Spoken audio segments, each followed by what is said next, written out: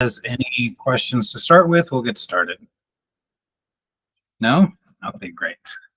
Okay, well, welcome. I'll start by introducing myself. My name is Chef Anthony DeGeorge. I'm currently the executive sous chef at the Country Music Hall of Fame Museum, where I'm in charge of doing banquets for the museum. We mostly do corporate catering and weddings. Previously, I've been a chef at restaurants and other catering facilities. I was a touring chef for Cirque du Soleil for 3 years. I worked in Italy, I worked in Japan, I worked in Australia. I'm also the co-founder and lead culinary instructor for Nashville Kids Cook, which is a nonprofit that offers free culinary lessons to kids. That started back in 2020 and looked a lot like this. It was virtual classes cooking with 9 to 12-year-olds. That said, this recipe is a variation of one of the popular dishes we did in that class. So regardless of your cooking ability, this recipe was more or less designed for 9-year-olds. So I'm sure everybody's going to do fine. I would like to thank Sydney for the contribution to Nashville Tech Council. That's why we're all here today. It's a great contribution to their efforts to assist in STEM programs. Very cool. Cool. So this class today, we're going to be doing what we're calling this class Taco Party. So all of these recipes are plant-based. I've been a professional chef for 20-something years. In the last, I would say 6 years have been focused on vegan and vegetarian cuisine. So I'm a bit of an expert at this stuff. So mostly what's going to be in these recipes is very familiar to people with a couple of like tweaks to make it plant-based. So we're going to be doing cauliflower tacos. The cauliflower will take on something of an appearance of like a taco meat, but without the meat. So we're doing cauliflower tacos with a roasted jalapeno salsa, fresh guacamole, and then flourless Mexican chocolate cookies at the end. The original recipe was for chocolate brownies you may have received. This recipe works either as cookies or brownies. We're going to do the cookie version today, just in the form. That said, we'll get started. And the first thing we need to do is set our ovens at 350 degrees and get those heating up.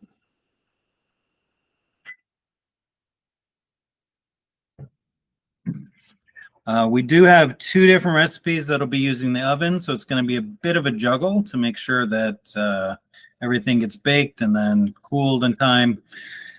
So in order to do that, the first thing we're going to do is the cookies, so that they'll have time to cool while we work on other things. Once those come out of the oven, hopefully we'll be at a point we can throw our salsa ingredients into the oven. All right, so I'm going to, I think everyone's got a copy of the recipe. Is that correct, Sydney?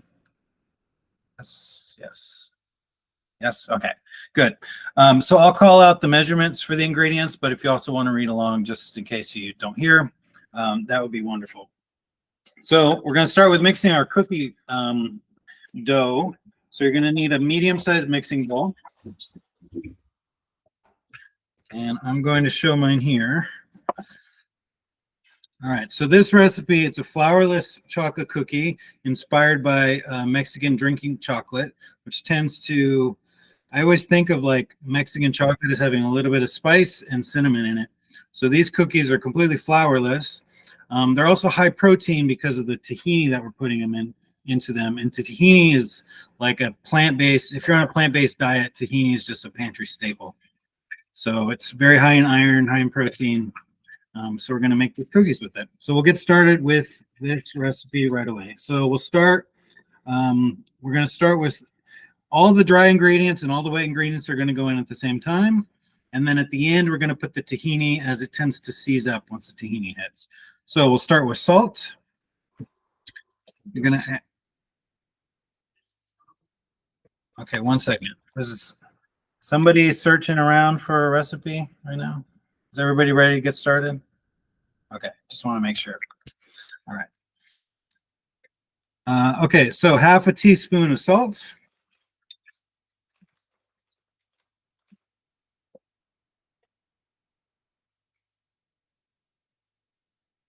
All right.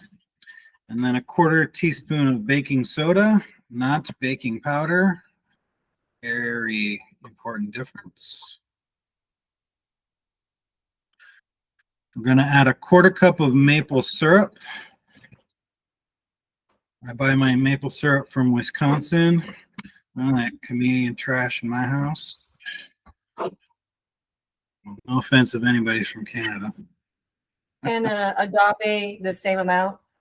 Agave works great in this, yeah. Agave would be perfect.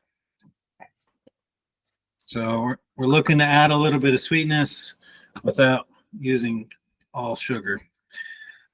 So we got the maple syrup. Then we're going to do 1 teaspoon of vanilla extract. This is one of those ingredients that when shopping, you want to try to buy the good stuff, not that imitation stuff. It makes a huge difference. So 1 teaspoon vanilla.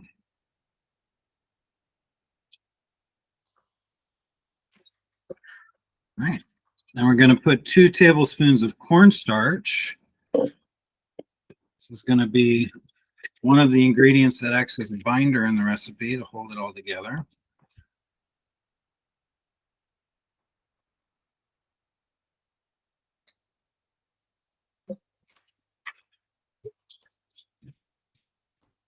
All right. Following the cornstarch, do 1/2 cup of unsweetened cocoa powder. It can be baking cocoa or Dutch process.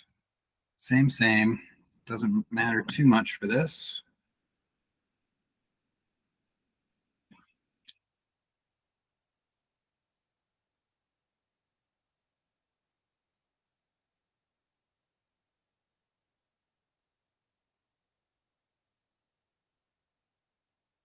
All right. Hey, Kelsey, I'll bring you some cornstarch. All right. Once the cocoa powder is in, we're going to add 1/3 cup cane sugar.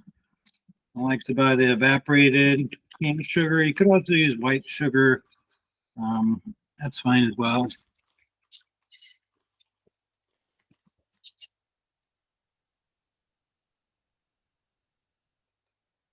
And the sugar is going to provide texture to our cookies. So if you wanted something slightly less sweet, I'd say probably pull back on the maple and not the sugar. All right, once the sugar's in, we're going to put our spices. So I've got cinnamon and cayenne pepper. If you don't like spicy, you can leave the cayenne out. The amount that we're putting is very tiny, but for some who's sensitive to spice, it can be a little much. So cayenne, I'm going to put 1/2 teaspoon. If you want to use less than that, if you want to use none of that, it's perfectly fine. We're not looking for like a salsa spicy cookie. It's just going to give like a bit of a bite in the finish. And then 1 teaspoon of our cinnamon.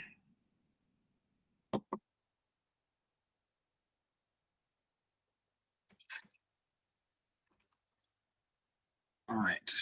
Now, once all those are in, I'm going to just grab a spoon and mix them all together.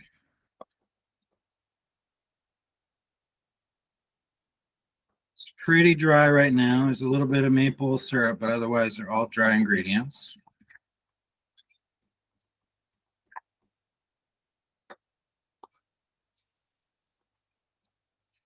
So once those are mixed, we can add the tahini.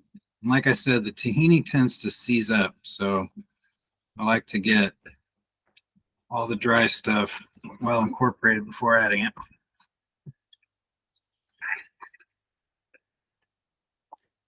All right, so it's 6 tablespoons of tahini. And what I'm going to do is, since I've got a 1/4 cup measuring cup already wet with maple, I'm going to use that. 6 tablespoons would be the 1/4 cup, and then fill it up halfway again. Or you can use a tablespoon if you want, that's fine too. But a 1/4 cup is 4 tablespoons. So I'm just going to fill it 1.5 times. Trying to reduce the amount of things I have to wash afterwards. Okay. So get every last drop of the tahini into the bowl.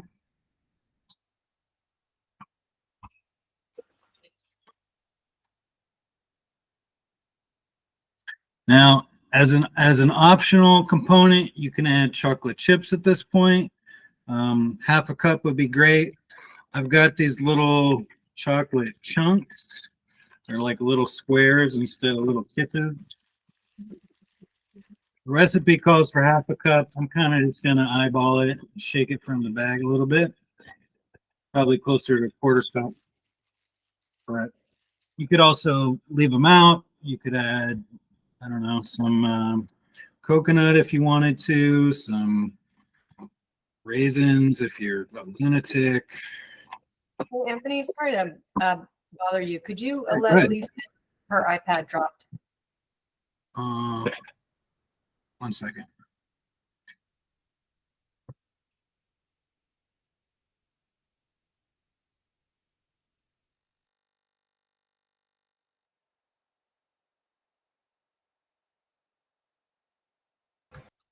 Okay, I'm not seeing Elise in the waiting room, but when she shows up there, we'll let her in.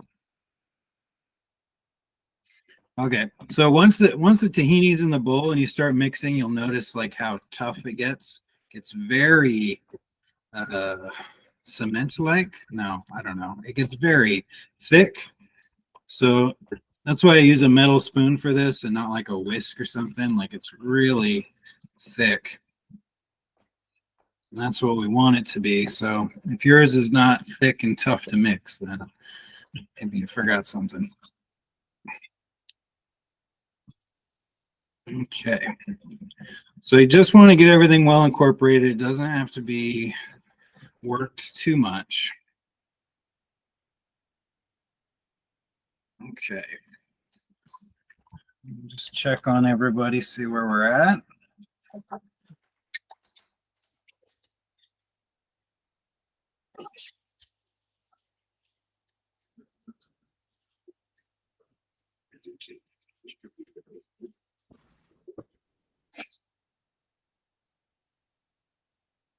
Yeah, that looks pretty good. Oh, Nancy just teleported. It's amazing.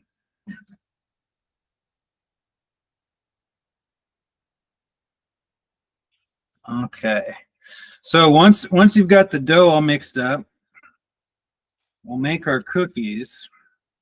And like I said, you can bake this as brownies, where you press it into a baking pan or like a casserole dish, like a 4 by, I think I said 4 by 6 or 9 by 9 baking tray. That works.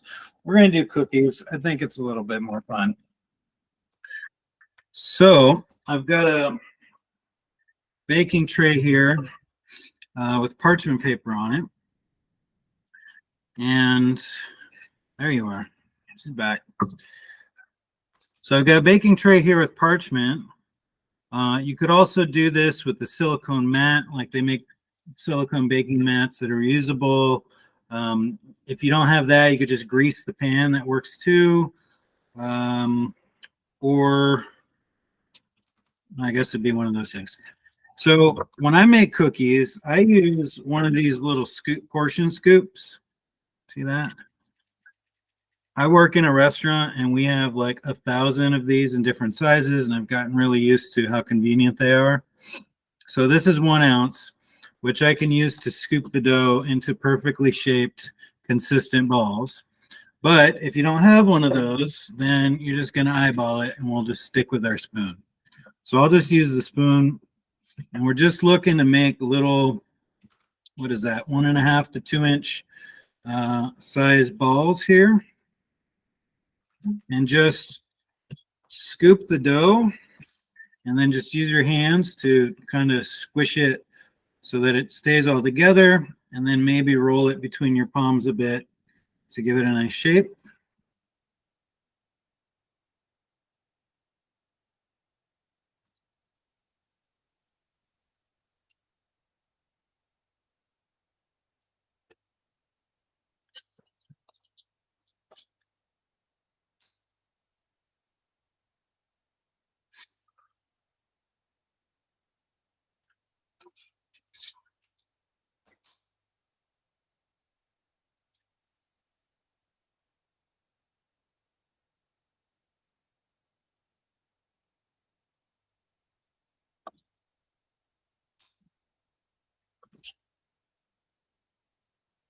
It's making me hungry. It's great. Gonna have an abundance of food pretty soon.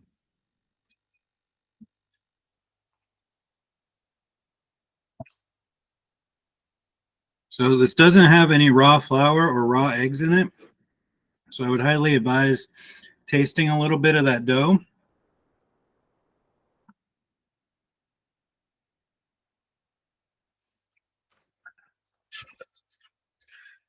It's got pretty strong cinnamon flavor. The sugar is still granular in there. It's a little bit gritty. But otherwise, all the flavors are present. All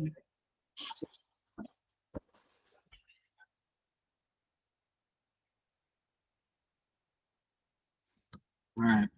2, 3, 4. So I got 8 little rounds out of this. So I'm just going to space them out evenly on my tray.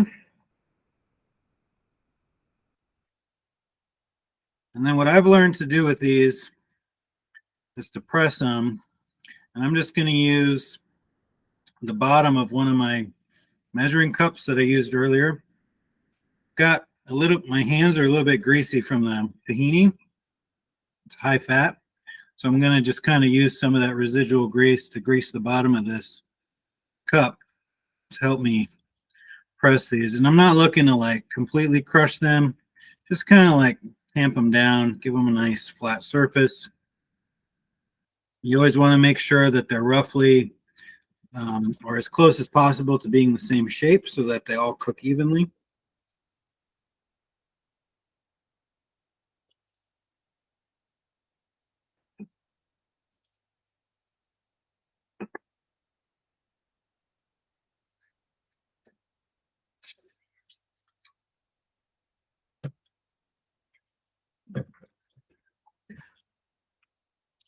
Go.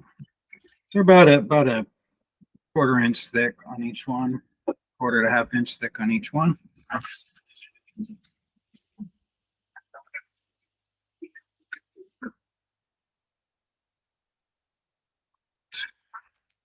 How's everyone coming along with that?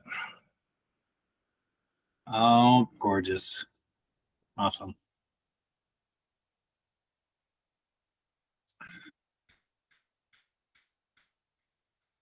Okay, we'll wait till everyone's ready to go, and then we'll all go into the oven at the same time. I heard mine beep, so my oven's ready to go. Hopefully y'all's is too. If you have a kitchen timer handy, now would be a great time to get it ready. What we're planning to do here, it's been a minute since I've done this, but we're going to start with 10 minutes and then check them. And I believe it's an additional 8 minutes for cookies, but we're going to do 10. We're going to check them, rotate the pan, and just play it by ear. We'll feel it out. It's probably going to be another 6 to 10 minutes after we check them. Okay. See a couple people ready. Wait till everyone's ready to go. Those cookies are lucky they're going to make it to the oven. They're really good.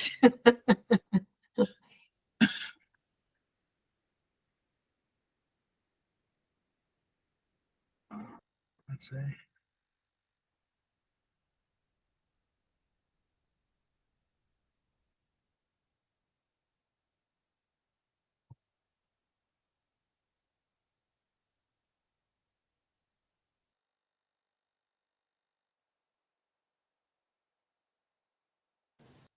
Hey, Anthony, do you know Johnny Cunningham?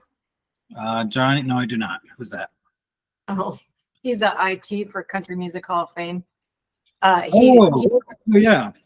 You mean Johnny from IT? Yes, of course I know Johnny from IT. Tell him hi for me. And also, I didn't realize he worked there.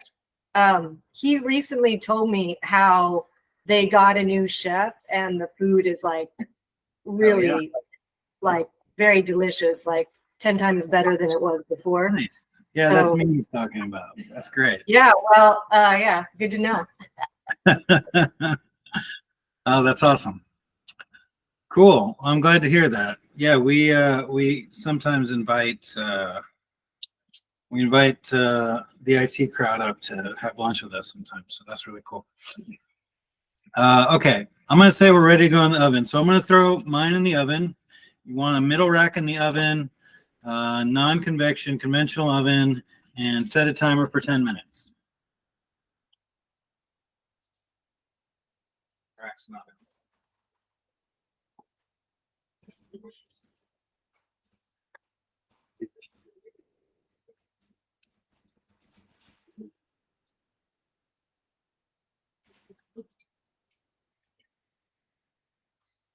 in. Okay.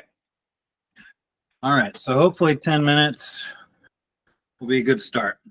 So moving on from cookies, we're going to do a little bit of vegetable prep. If you need to do a little cleanup first, feel free.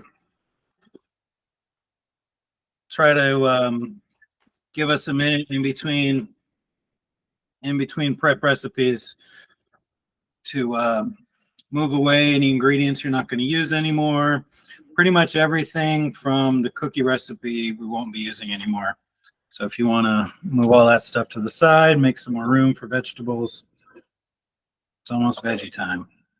Hang on to the salt, but that's it. Everything else we're done with.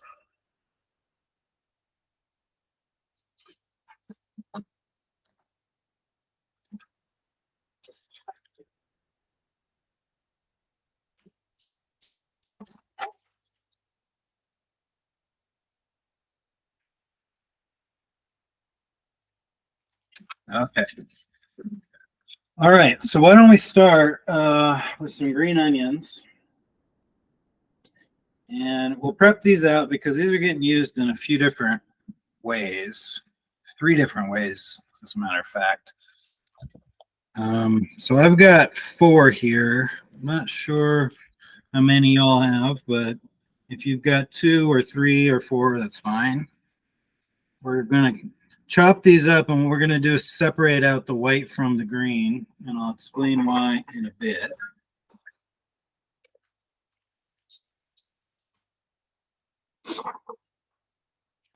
All right, so let's talk about knife safety. You have to forgive me. I'm used to working with children, but we're going to talk about it anyway. It's a good thing to cover. So, knives are sharp, they can cut you, and blood is supposed to stay inside of your body and not come out your fingertips. This is a plant-based recipe. We don't want any fingertips in the food.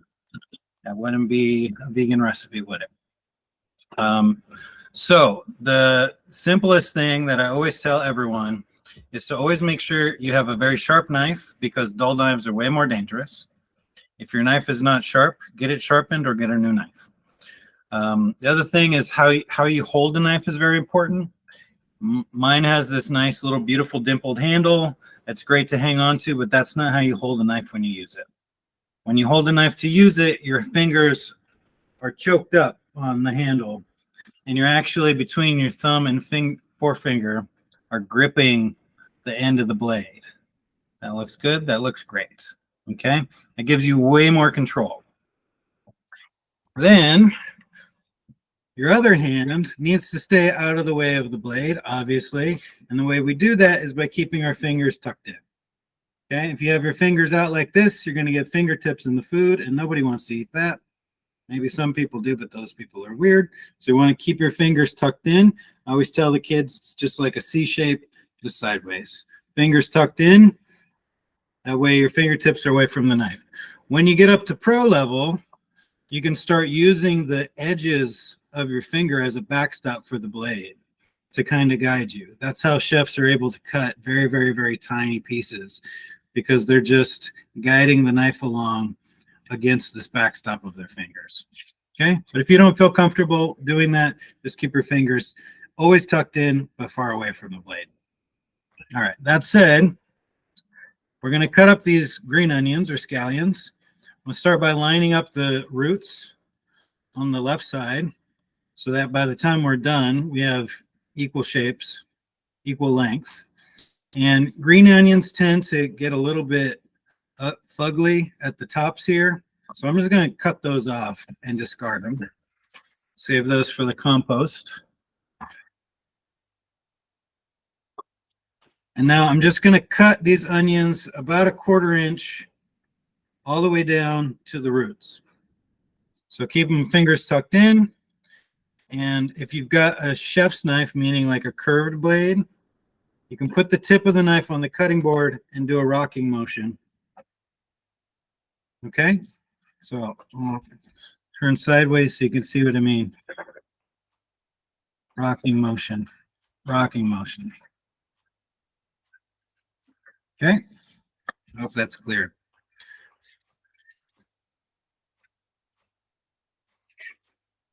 So you're rocking back and forth. You're also kind of moving forward and back. Forward as you go down and back as you come up.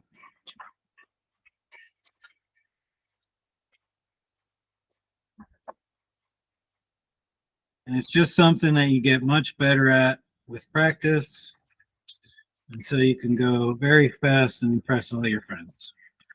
Just kidding. Nobody's impressed. All right. So the roots, I'm going to throw to compost. You can try to save them if you like. And basically what I'm going to try to do is separate most of the whites from most of the greens. It's not going to be perfect, but the whites are a lot hardier. So we're going to use them to cook, and the greens we're going to eat raw.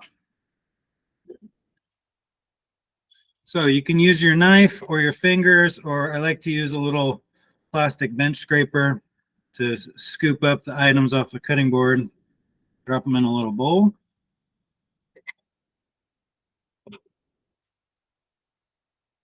If you were doing this with a smaller recipe, a lot of times when I prep vegetables, I kind of just tend to leave everything on the cutting board if I know there's going to be space for it, and then just work off of there. Saves from washing dishes, but we want them separate and we want them out of the way. So hopefully everybody's got onions chopped up.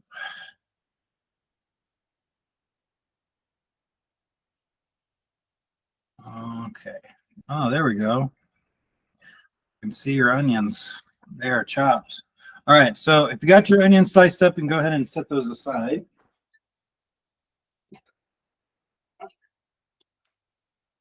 All right. Now let's do, you know what? Let's do our lettuce. We're going to do lettuce as a topping for our taco. If you've got romaine, iceberg, green leaf, radicchio's fine, whatever you got is okay. I've got iceberg, so I'm going to use iceberg.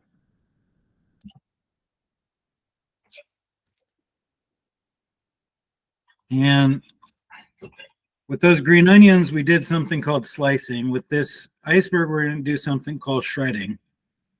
Same principle. So I'm going to cut this head in half because I don't need that much of it. All right. Make sure I see people with lettuce. So same principle. I'm going to start with the root end on my left side, away from the knife. And this time, I'm going to try to cut it as thin as I can. Just really get it paper thin. If you can see, I'm kind of tapping my index finger as a guide to kind of help guide the knife down to that thin place that I want it to go.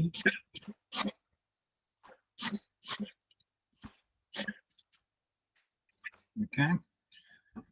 So I'm gonna leave it there. I just need a little bit. It's just to top the tacos. We can cut more later if we want. Iceberg lettuce is notorious for turning brown after just a few hours. So I don't want to cut too much. We're not going to use it.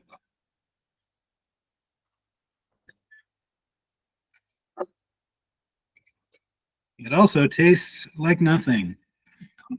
It is a salad dressing delivery system.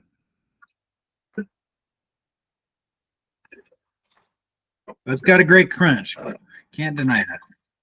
All right. So my lettuce is sliced, or excuse me, shredded. I want to put that aside as well.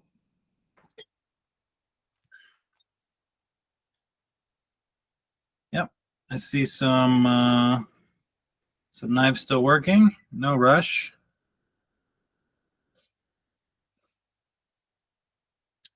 If you were to go to a traditional taqueria, you are not going to find iceberg lettuce on your taco. Most likely, it would either just be white onions or shredded cabbage. I'm a huge fan of raw cabbage, so I love cabbage on a taco. Timer. Oh, it's almost time. I got 7 seconds left. All right. If your timer's going off, let's check our cookies.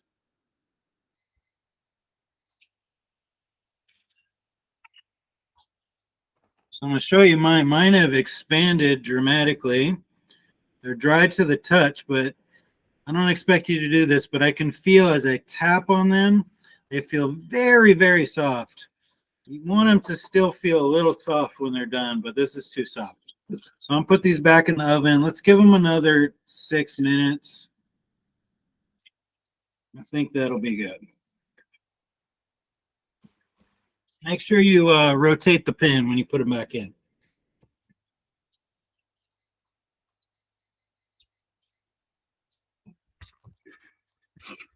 Even in a professional setting, ovens tend to cook extremely unevenly. The sides of the oven cook much hotter than the very center. So it's a good idea to rotate your pans halfway through cooking. Okay, how are we doing on time? Oh my gosh, we're blowing through this. Okay, tomatoes done, iceberg's done, or excuse me, lettuce is done. Oh no, tomatoes not done. That's what we got to do next. All right, so hopefully everybody's got 5 tomatoes. Sydney, is that right? Ish.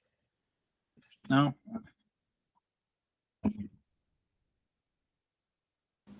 I think so. Okay, perfect. So, Kelsey, if let me you have- know one. Yeah.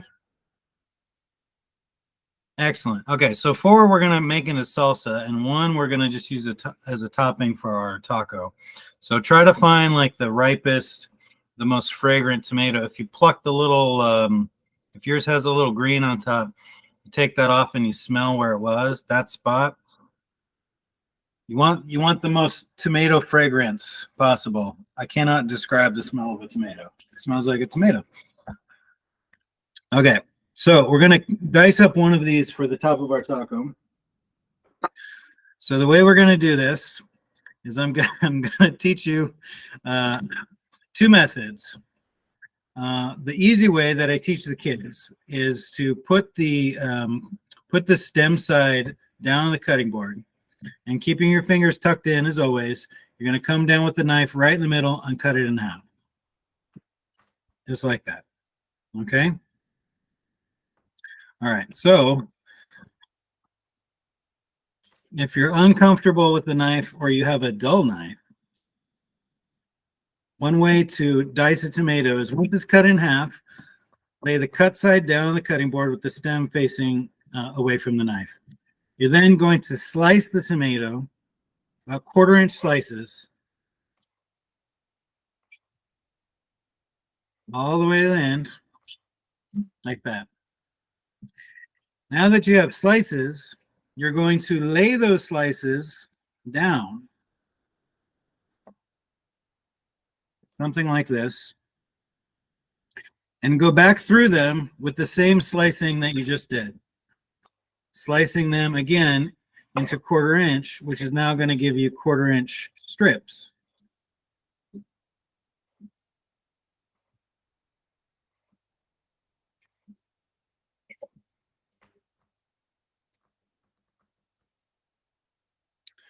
All right. Then once you have these strips, you're going to rotate them so that they go left to right in front of you. And I think, unsurprisingly, you will be going through again with the same motion, 1/4 inch at a time. And this time you create 1/4 inch little dice. Dicing is to cut into tiny little squares.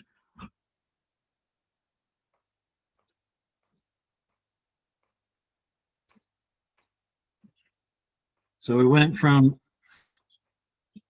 slices to strips to now dice.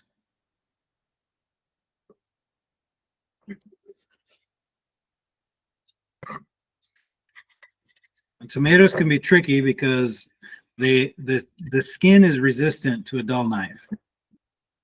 And what I've seen people do is try to like pierce the skin with the tip of the knife and then just saw into it. And I guess that works, but really the solution is a sharp knife. And second to that, you could try this method because then you're just cutting into the flesh and you don't have to cut through the skin as much. Okay. So the diced tomato I'm going to set aside in a bowl, but I did promise to show another method for dicing. So I've got the other half of a tomato, stem facing away from the knife.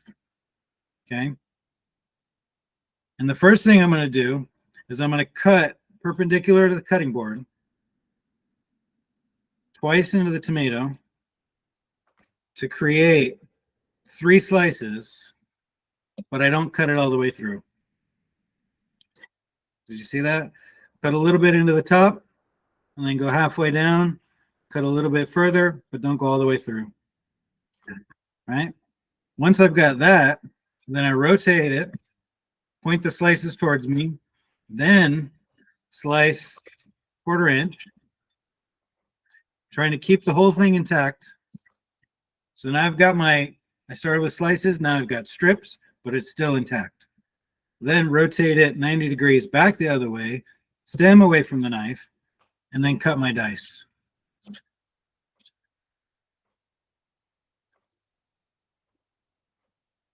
And it's the same steps, except you keep the whole thing intact. But this is the way that we do it in a professional kitchen. When you have to dice 50 pounds of tomatoes, it's the fastest way that I found so far.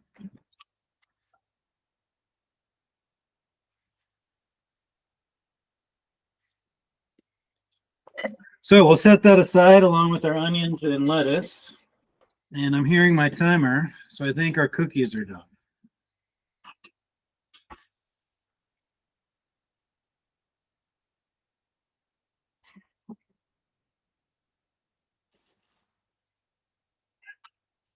Cookies look great. My kitchen smells like chocolate and cinnamon. They feel somewhat firm to the touch, but give a little bit when pressed. That's about where I want them. I'll wait till everybody's got cookies out. Once you've got your cookies out, you can clean up your workstation. You've probably got tomato juice all over your cutting board.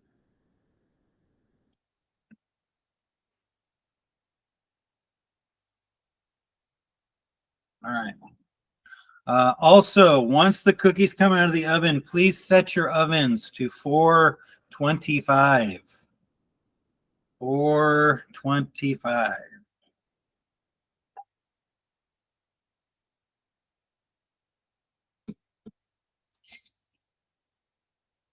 For this salsa, we're going to cook them hard and cook them fast. Are we doing a cooling rack? And if not, why not? Yes, if you've got one, sure. If you don't, it's all good. So I've got a cooling rack. I just set my pan on top of the rack.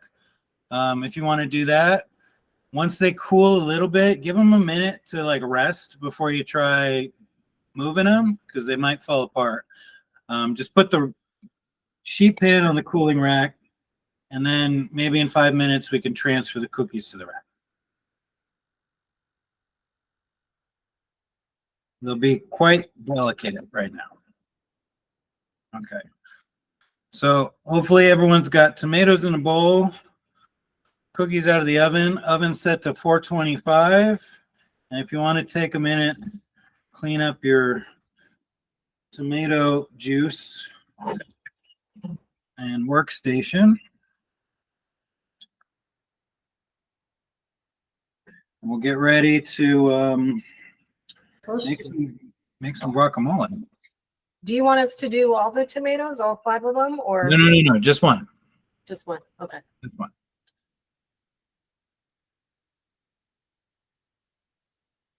Just one.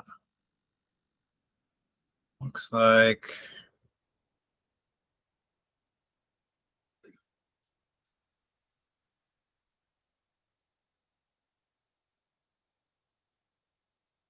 Okay. So I think what we'll do is we'll prep our salsa ingredients, and then make the guac once that gets in the oven.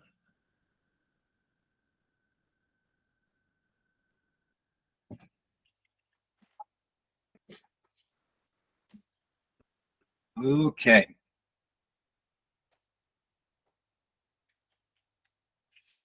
Did you get garlic in a bulb, Sydney, or what's the garlic situation over there?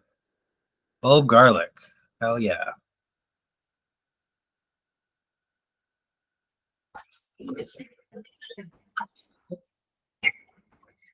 Okay. Cool. While we wait for everyone to catch up, I'll talk a bit about garlic. Bulb garlic's great. It's also a huge pain in the ass to peel and clean. So some supermarkets will sell whole cloves.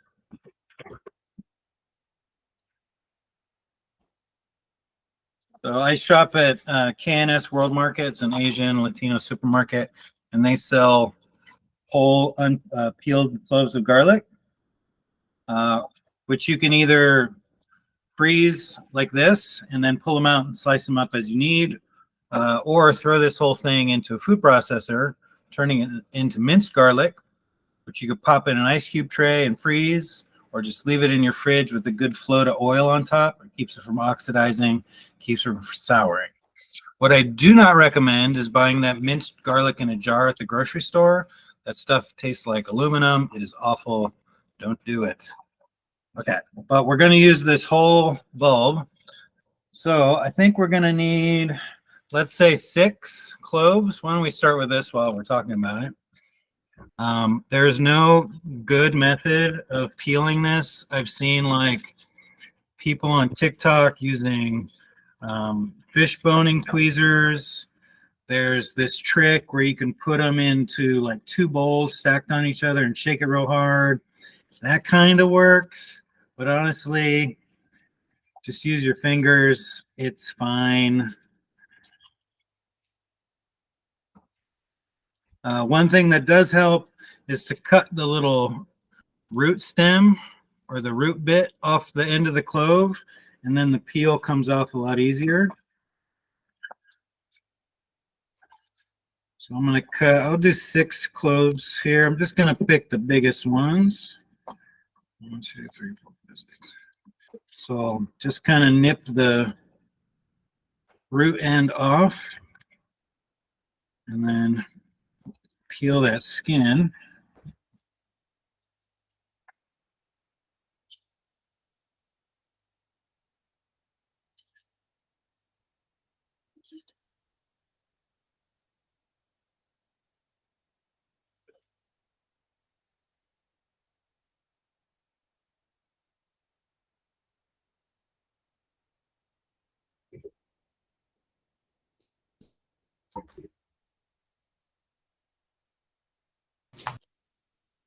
Hey, Kelsey, your worms are okay with the garlic skins, right?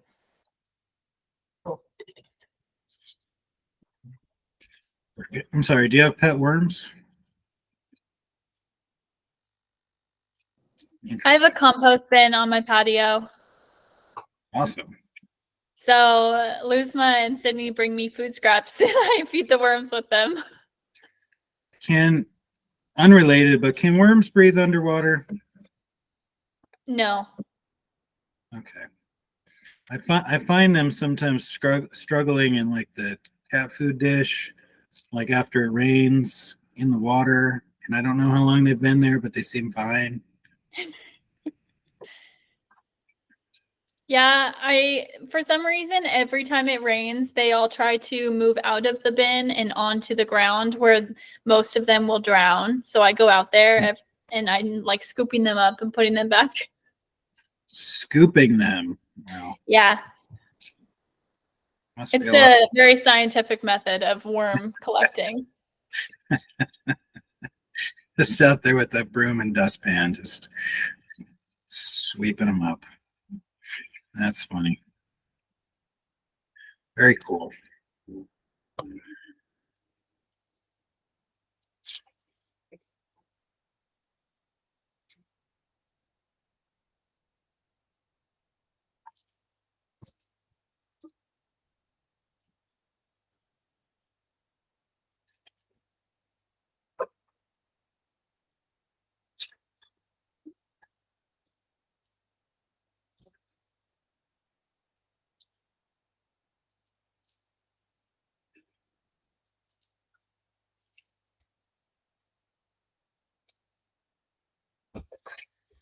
All right.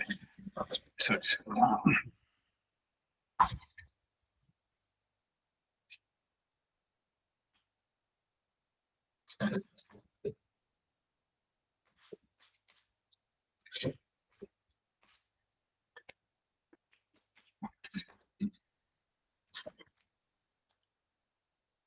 still peeling.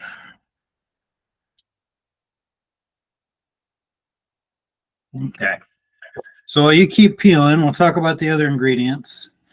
So we're going to do 4 tomatoes, a quarter of an onion, 2 to 4 jalapenos. Should we talk a little bit about chili pepper safety? I think better. Yeah. Never rub chili peppers in your eyeballs. That's rule number 1. Chili peppers. So inside hot peppers is a chemical compound called capsaicin. It's what makes them spicy. And mammals can sense it, birds cannot, little buggers. So they can eat the world's hottest peppers and they are not affected.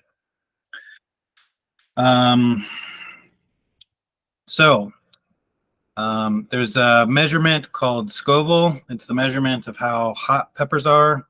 So lower on the Scoville scale are things like bell peppers, which are 0, jalapenos, which I believe are in like the 2,000 range, habaneros, which I think are in like the 10,000 range. No, probably more like 20. I forget. Anyway, it's up in the millions. If you've ever heard of things like the Trinidad Scorpion, the Carolina Reaper, there's now one called Pepper X. Those are in like the 1 to 2 million Scoville range. They are very, very hot. I have tried some of them. It is an experience. Your body, when feeling pain, releases endorphins, like when you are jogging, for example. And when you eat chili peppers that are extremely hot, your body thinks it's in pain, releases endorphins, and you get a chili pepper high, which those lunatics who are like doing pepper eating contests, that's what they're into. So I would rather not. It's not worth it for me. But anyway, jalapenos are pretty chill, so we can eat those. All right. So let's start with our peppers since we're talking about them. You can use 2 peppers, 4 peppers, whatever you're into.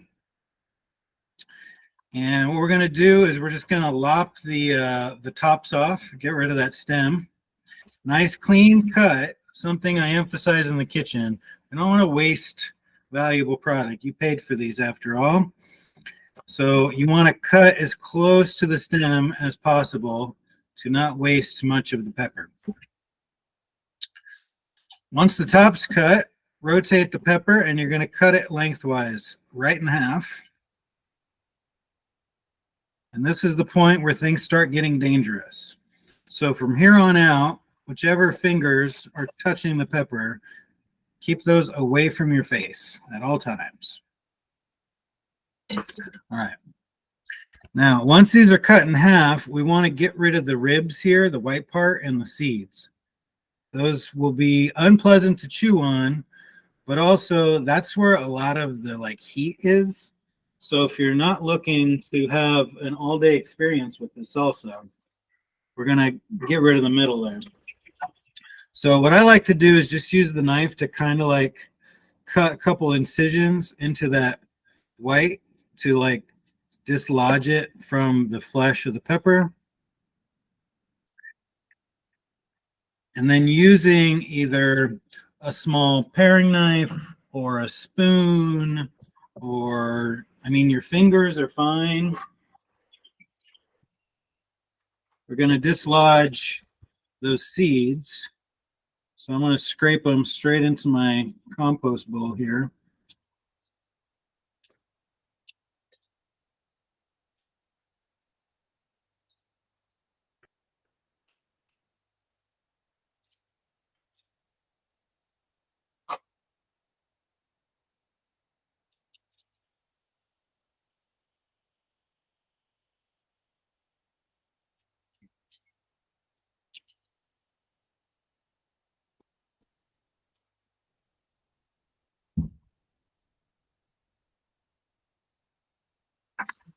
Now we are going to be roasting all of this.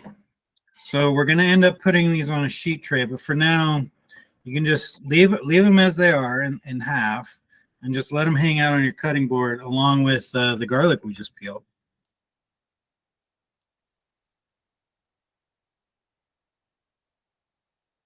Eyes away from the face.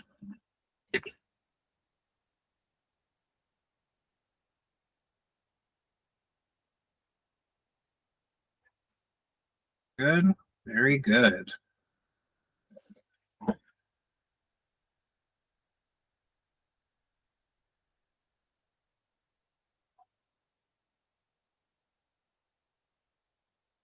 Mom has a cautionary tale with squirting some in her eye, but she has her safety goggles on. Smart. Smart.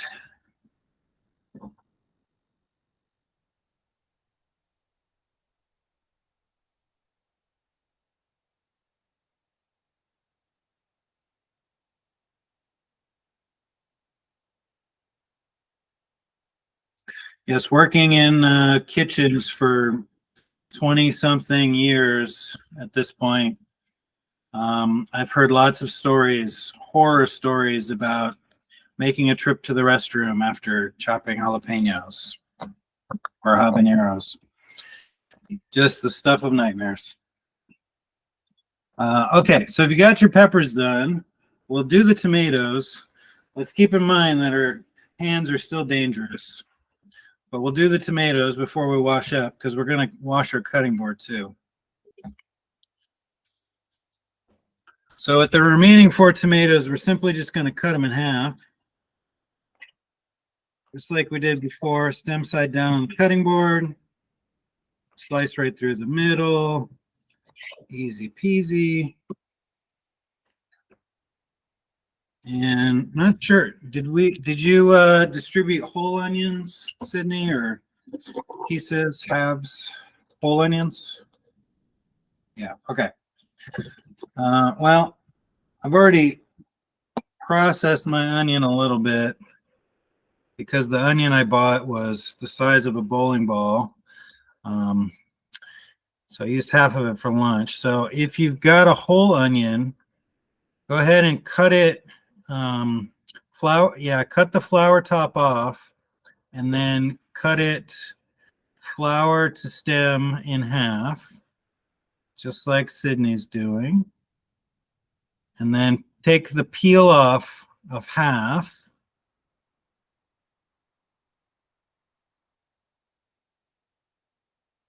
And once the peel's off, you can cut it in half again and end up with a quarter. Peeled quarter onion, just like mine, which again was the size of a bowling ball.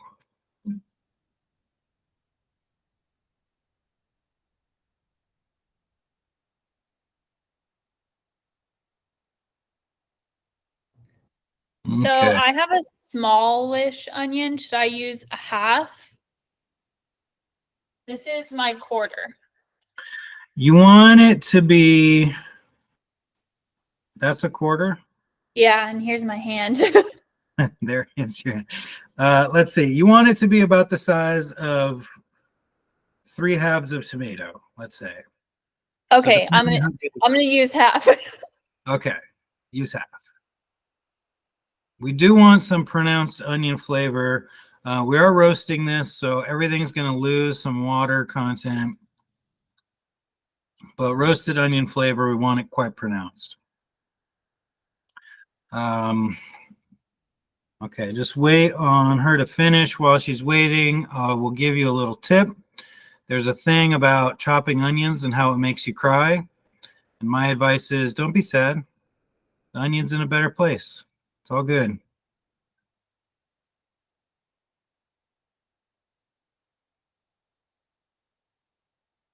Okay, good. So we got our quarter onion, and what I'm going to do is just rough chop that into slightly less humongous pieces, and then discard the stem bit at the end. So we're looking at 4 tomatoes cut in half, a bunch of onion chunks, And let's say 3 whole cloves of garlic.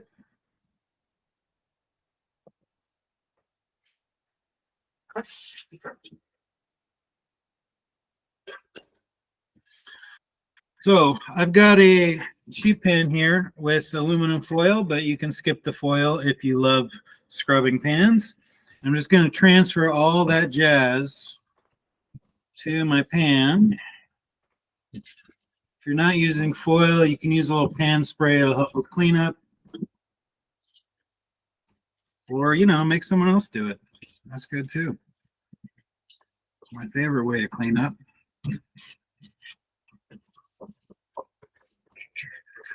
So I was talking before about ovens cooking unevenly. I'm going to put the tomatoes in the middle of my pan, the onions and peppers around the edge, because it gets a little bit hotter around the edges than it does in the middle. And those hard vegetables take a little bit longer to cook.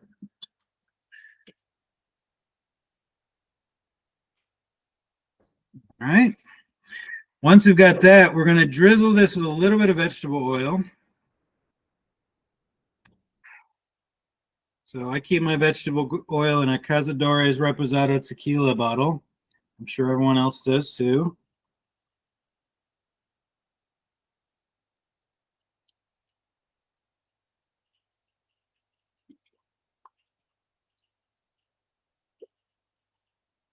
Just be careful when pouring yourself a drink. All right, so pretty liberal drizzle of oil. We want that oil to help cook the vegetables, but it's also going to be a component later in our salsa. A little bit of oil in the salsa is going to give it a nice mouthfeel, and that fat content's the fat's going to infuse with those flavors. It'll be really nice. All right, once you've got it drizzled with oil, go ahead and just hit it all with a big pinch of salt and pepper. And we're not measuring here, just a pinch. It's a nice light dusting. We're going to adjust the seasoning on this afterwards. So if you are worried about too much salt, just err on the side of undersalting now, and we can fix it later.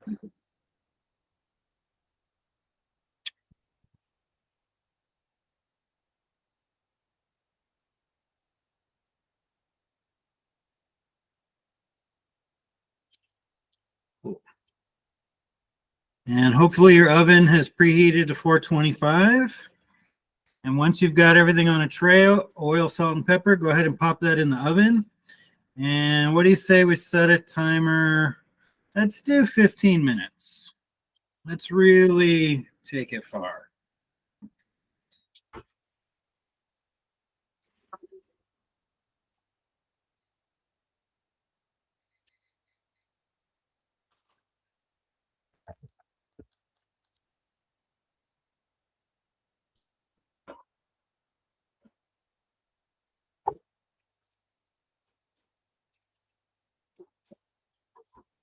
How much time again? 15 minutes. Okay, thanks. Yeah, we'll say 10 to 15 minutes, but I say we take a risk and push it 15. Let those vegetables really caramelize, get really roasted down.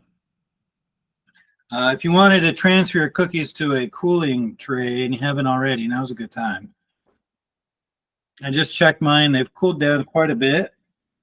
I can touch them without burning myself.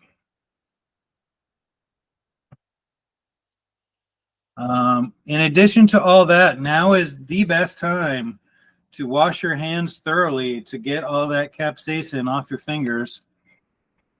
And maybe give your cutting board a wash as well. The other vegetables that we'll be prepping will pick up some of that jalapeno juice. We may not want that.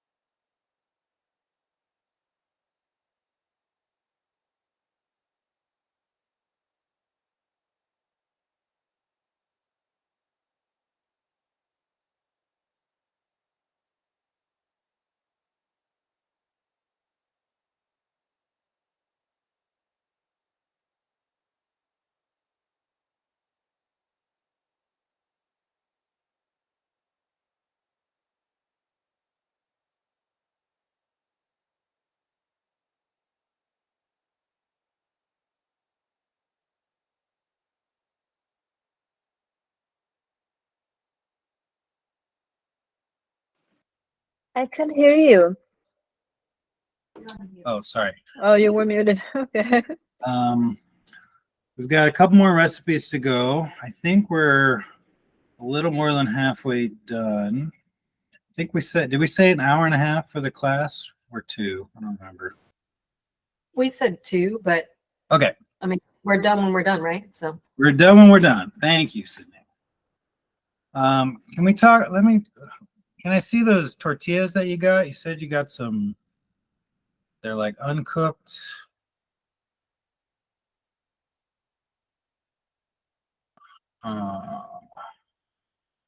Interesting. Okay. Okay. All right. We'll have to do some tortilla cooking then. Uncooked. I've never seen those packaged before. Okay. Well, I've made fresh tortillas, so I'll just treat it like that, I guess. Have you tried cooking those before? yeah, I actually put it on broil and did it that way, but I'm assuming I could just use a cast iron and do it that way as well. So Okay, great. Okay, great.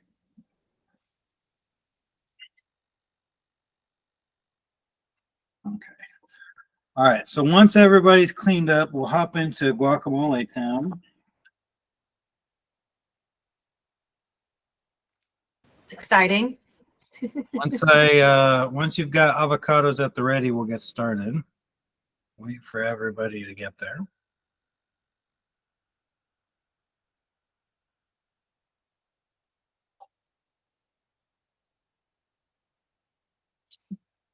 I grew up, I spent some of my childhood in Central California, where it's a lot of agriculture. And you could go to a flea market on Saturday and buy a grocery bag full of avocados for like $10. And now one avocado is $10. Well, depending on the store you shop at, I guess. Very expensive. Okay. We almost ready. Ready. We lost a couple people. Is Nancy joining us? No? All right. We'll move on anyway. Yeah, she'll be right out. Okay. So let's talk about cutting open an avocado. I'm going to assume none of you have seen an avocado before, but inside this is a pit, which is very hard and we need to get it out. Now I'll show you the safety method that we use in our kids cook classes, which is to rest the avocado on a cutting board, cut into it with a knife, keeping your fingers out of the way, and then just rolling it on the cutting board while pulling the knife back until you've gone all the way around it, and then you can twist it and it opens up. Now, there you go. And a slightly less safe way is to just do it while holding it in your hand. This also presents a danger, but again, you've got that hard pit in the middle to sort of give you some protection. But same principle, cut it all the way around, twist it, and it opens right up. As for the pit inside, what I recommend to people is to press from the back a little bit. And if that doesn't do it, use a spoon or a fork to pry it out. Don't try to be a hero. You may lose a little bit of flesh on the pit, but it will come out. If you feel comfortable with your knife, you could do the trick that we use in professional kitchens, which is to hold it, give it a slight little tap with your knife so that it sticks into the pit, and then twist, and it comes right out. Once it's attached to your knife, though, I do not recommend trying to yank it off, but instead, if you kind of lay it on the cutting board and twist the knife, it'll come off the blade. All right. So we're going to do, what do we say, one avocado? That doesn't seem like enough. Let's say one avocado. If you've got 2 avocados, we'll do 1.5. I'm going to do 1.5. All right, so I'll show you a couple of little avocado tricks. One way to get the flesh out is to scoop it out with the spoon, and you're just going to go in there and dig that sucker right out. If you're making something like guacamole, it's a great way to do it. Just scoop it out, throw it into a bowl. Easy peasy. However, if you'd like to be some sort of fancy chef person and you want to make it sliced and presentable, what I like to do is cut the half of avocado again in half lengthwise and then peel it, pull the peel off, that is to say. And then with that quarter avocado, I can then go through and slice it thin and then spread it out on like a salad or on top of your nachos or whatever.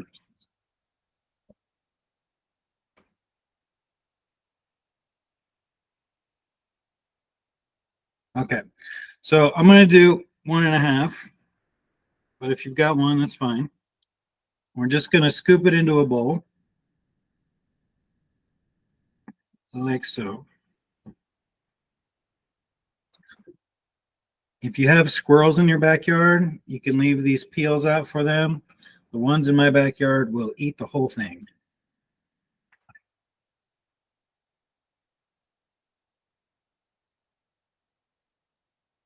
Maybe I got weird squirrels. All right. Once the avocado's in a bowl, we're going to mash this up a little bit before we add anything to it.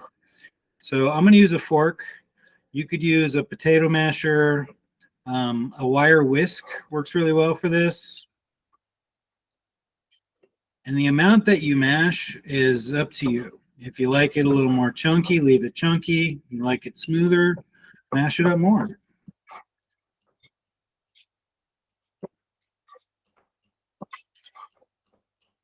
Let the guacamole be a reflection of yourself. See, I'm a little chunky.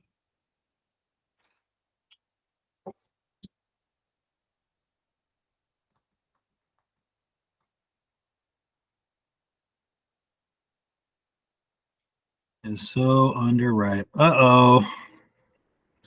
Underripe. So if your avocado is rock hard, yikes. Do I have a third?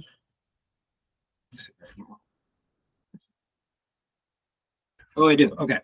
So I've got a third avocado. So I'm going to pretend this is rock hard. It's not, but let's pretend. So I'm going to split it like I did before, cut it all the way around like that. And now with the pit side, I'm going to do that move again, cut around the pit. So now when I twist, I've got quarters. So if it's a little too firm to like yank the pit out, usually if you quarter it like that, you can get the pit out. Then from there, you can use the tip of your knife to score the avocado. And if it's really rock hard and you can't slice it at all like this, then skip this recipe. But you should be able to at least score it inside the skin. And if you can score it inside the skin, then you should be able to go back through with your spoon and scoop it out.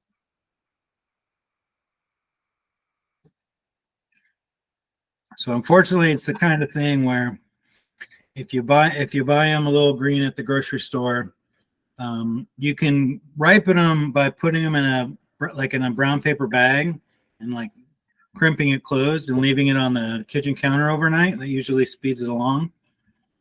The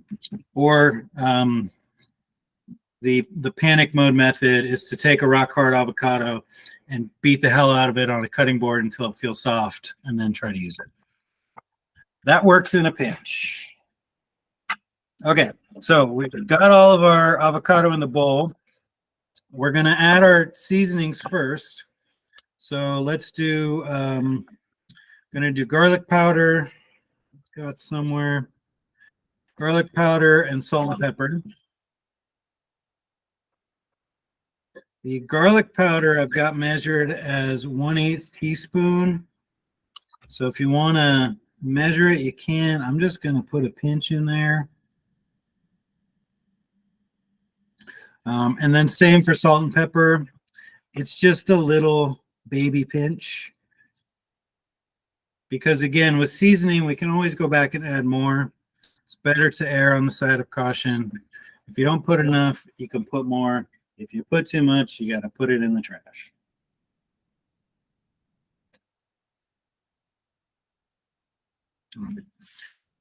So our seasonings go in, and let's add some cilantro. So recipe calls for 2 sprigs. I'm just going to grab like 4 stems. My cilantro is a little weepy. And all we're going to do with these 4 stems of cilantro is just chop them up roughly. You can use the same slicing method you did with the green onions. And then maybe just go back and rock the knife and hack at it a little bit. If you put the tip of your knife down on the cutting board, maybe put a finger holding the top of the knife down, and then just do a rocking motion, and then just sort of rotate back and forth over the little pile of leaves being relentlessly chopped by your knife. So you can chop it fine, chop it rough, entirely up to you. I like it a little more rough. Cilantro, you can use the stems. They're crunchy and delicious. Unlike something like parsley, you want to pick the leaves and not use the stem. Well, you can use the stems in some ways, but I wouldn't chop them up and try to eat them. They're fibrous and don't really have flavor. All right, so I'm hearing my timer go off for the salsa, so I'm going to take a peek at that.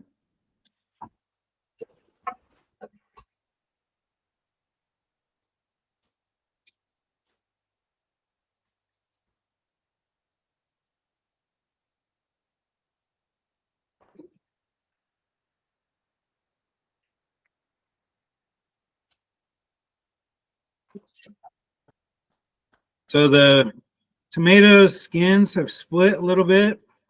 The peppers have lost some of their vibrant color, kind of gone dull. The onions have softened up quite a bit as well. And the garlic ever so slightly. So if you wanted to, you could keep this going. I think this is a good place to stop with it. Might still get a little bit of crunch from the onions. Doesn't need to be roasted to hell, although you could just leave it in the oven another 20 minutes. But I think that's a good place. So I'm going to put this somewhere where it can cool a little bit. Once it's cooled down, we're going to puree it into a salsa.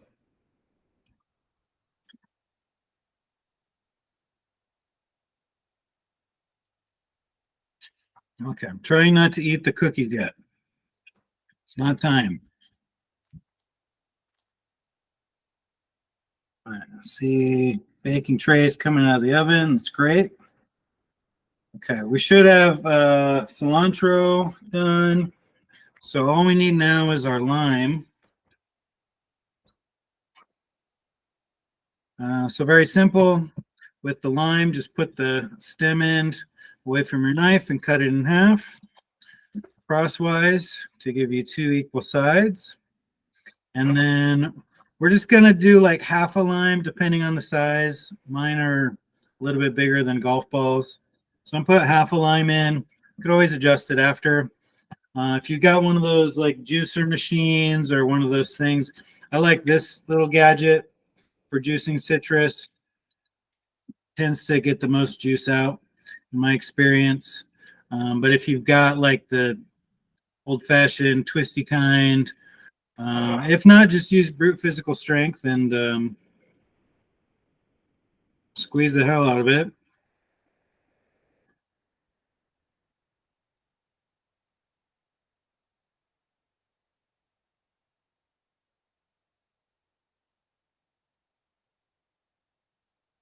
Wait a minute, Sydney. Wait a minute, Sydney. Did you put the lime in cut side down? Cut side down. Okay, good. Sorry, I thought it went the other way. All right, I want to make sure. Got to have quality control, so I appreciate it. Right. Are we done with the oven, by the way? We are done with the oven, so if you'd like to shut her off.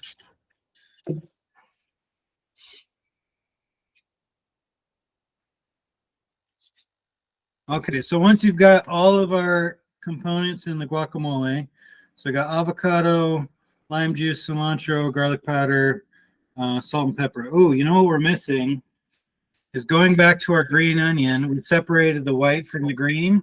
We're going to use a little bit of that white. Just a couple of pinches, you know, like basically the white from like one onion. And I like the white in here because you want like some crunchy onion in your guacamole. So normally you would use like a diced red onion, but I think the white from a scallion works just as well. So once you've got everything in there, just give it a good mix.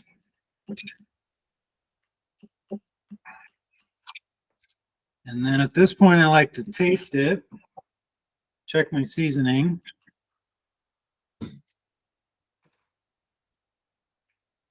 So that tastes pretty good to me. If it's bland in any way, you can add a little more lime juice, a little more salt. If the lime is coming too aggressive, you can balance that with a little more salt. Mine needs just a little more salt and pepper. I get a faint hit of garlic at the end. I kind of don't want to go too hard on the garlic on this one. We've got garlic in our salsa as well, and we're going to be putting it in our taco filling. So it's just a little bit in there. What was that? I was going to say, do you ever get crazy with like cayenne or paprika or anything? Mine's sure. bland. So, yeah. Yeah, paprika is good. Smoked paprika is great in this. You could do cayenne to add some spice to it. I mean, you could add, you could even add like small bits of diced jalapeno or diced tomato. I've seen people do. This is like the purest version, minus the, again, like it'd be white or red onions instead of scallions. But otherwise, this is like your base recipe. But if you want to build on this, you are more than welcome to. Oh, yeah. Thank you. All right, so our guac is done. So I'm going to set that aside. So we've got our guacamoles done. Our salsa is roasted and resting. Our cookies are cooked and cool. All right. So we're going to do two more things, and then we're going to have a quick intermission. So everyone's got cauliflower grated, correct? Thumbs up if yes. No. Not everybody does. Luz Maria did it old school way with the head of cauliflower. Okay. Cool. Excellent. So let me give a quick demo on that. So if you're using fresh cauliflower, the easiest, I think, we'll call it the simplest way, is just to use like a box grater and just you're grating down the florets, basically grating down like this whole top layer, but not getting into these like stem bits and definitely not into the core. So just like the outside bits. So I'm going to cut, this is huge. So I'm going to cut this in half just to kind of show you what I'm talking about. So you're looking to just literally just like you're grating cheese, put it through that box grater to take it down into little bits right up until that like more fibrous stemmy bit. You could do the whole thing, that'd be fine. Just the inner parts tend to be a lot woodier, a lot more fibrous. We're looking for like the tenderest pieces of the cauliflower.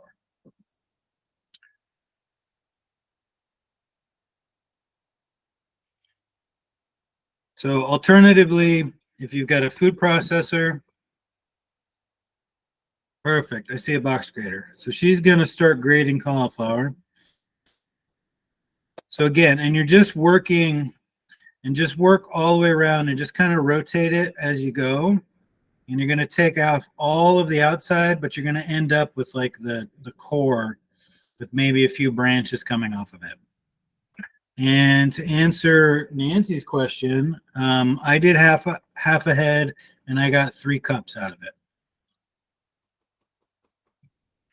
So Sydney, you were right. Or the internet was right, or whatever.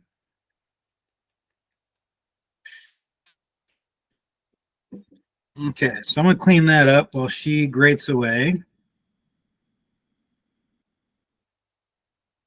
And again, like alternatively, you could use a food processor, either with the blade inside and just pulse it to get these little kernels. Or if you've got a cheese grater attachment for a food processor, that's good too. Also, I don't know if all grocery stores carry it, but I've seen it a lot, which is riced cauliflower or cauliflower rice, like in the frozen food section. And that's just what this is. It's vegetable companies taking the worst trimmings of the cauliflower and turning it into quote unquote cauliflower rice instead of throwing it away. Okay. So if you use the cauliflower rice for this, it worked just as well. Although frozen cauliflower is partially cooked. We call it cryo blanching. Blanching is when you like drop a vegetable in boiling water for a minute or two, and then usually drop it into ice water to stop the cooking process. Cryo blanching is when you take vegetables and put them in the freezer and freeze them. That looks great. So yeah, looking for about 3 cups. That looks close. Is that half or a quarter? That's quarter, I think. Is this enough or Yeah, it could be. a little bit more? Maybe a little bit more because we're A little bit gonna more. yeah, that way the seasonings work out. Okay, give me one. But again, if you use the frozen stuff, just keep in mind that it's going to purge tons of water when you cook it, and B, it's going to be already partially cooked, so you're going to lose some of the texture that you'll get from using raw. Okay, while she works on that, we have one more prep item, and that's the last remaining cloves of garlic. And if you'd like to omit this step, you can, but I'm going to do it just so I can show another thing. So I watched this documentary one time called Goodfellas, where they used a razor blade to slice garlic in prison. Anybody seen that documentary? No? All right. It's about mobsters in New York, Chicago. I can't remember. Anyway, it's pretty good. So I've never tried using a razor blade to slice garlic, but my knife does the job. So, I wasn't explaining what I was doing. So you can slice garlic. I'm a huge fan of just slicing it, just holding it tight and just letting the knife do the work and cutting it as thin as possible. I spent a lot of time in Italy. I cooked a lot of pasta. And for me, like, if I'm making a sauce for pasta, I like to use sliced garlic because when I get a bite with garlic, I want a big chunk of it, and I don't want it in every bite, if that makes sense. When you mince garlic, now you have just a little bit of garlic in every single bite, and I like it the other way. But if we're going to mince it, a couple ways we can do that. My preferred way, and you will never hear me talk about this, about another single-use item in the kitchen or single-purpose tool, and that's the garlic press. A garlic press is like a little squeezy action tool that crushes your garlic and forces it through tiny little holes. And honestly, it's a miracle of a product. It works great. The cleanup time is significantly less than having to hand mince a bunch of garlic. There it is, exactly. I love that little thing. It works great. Again, if you're going to do garlic, if you're cooking with garlic a lot, I highly recommend buying peeled garlic, mincing it in a food processor, and freezing it. I'll do that like maybe every 6 months, and I've just always got garlic on hand. But yeah, that little press is great tool. But if you don't have one and want to do it by hand the hard way, one way to do it is to put a clove of garlic on the cutting board, use the side of your knife, and crush it with your hand.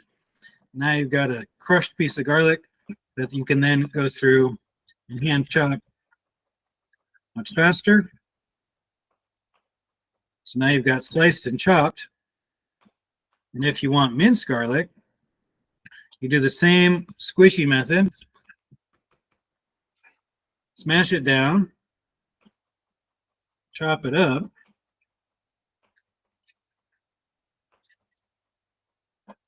and only for the most tedious among us, you can then take chopped garlic, put a little sprinkle of salt on it, which is an abrasive, and then use the flat edge of your knife to mince it even further by smooshing it against the cutting board. And now you're just making a paste.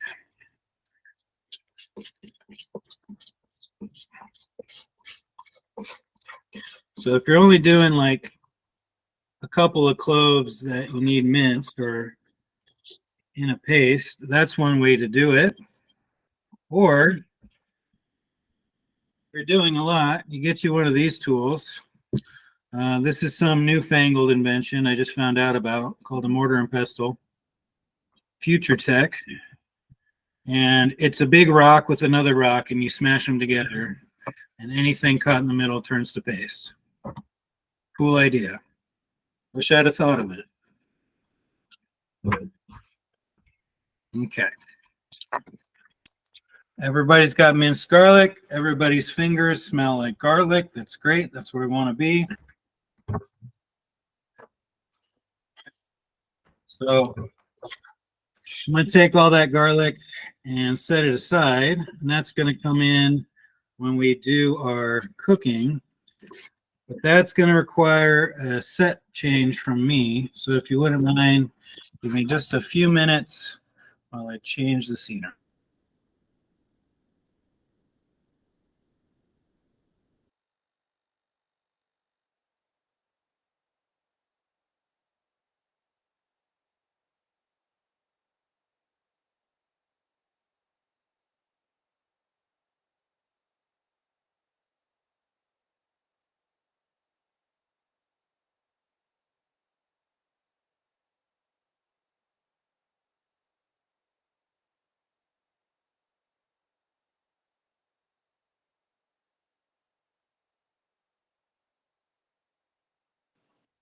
How many garlic cloves did we use? Two We or did three? 3. Three. Ah, got it. Got it. You can do Okay. less if you want, more if you want. Okay. Thanks. All right. But once we've got our cauliflower ready and our garlic minced, it's time to start cooking, finally, our cauliflower taco meat. Oh, but before that, I guess we need to do some tortillas. So I'm using different tortillas than y'all, so it's going to be a little different for me here. But Well, I'll try- most everybody has corn. I'm the only Oh. one oddball. all right. Sydney, in that case, I'm just going to let you sort yourself out with those tortillas. Okay, good. Great. In that case, we'll do our corn tortillas. Maybe you can join along with your.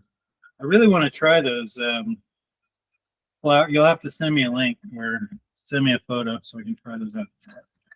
All right, so I've ditched the cutting board. Now I've got a stovetop. This induction burner tends to make a very high-pitched screech and a fan noise. So if that gets to be too loud and troublesome, please let me know. So I've got some corn tortillas, and we need to toast them. I personally absolutely despise eating corn tortillas that are, I mean, they're cooked. They're cooked, but they're not cooked. You know what I mean? So we're going to cook them a little bit. So I'm going to heat up my pan, a medium-high heat. And I'm just going to drop my tortillas directly in the pan.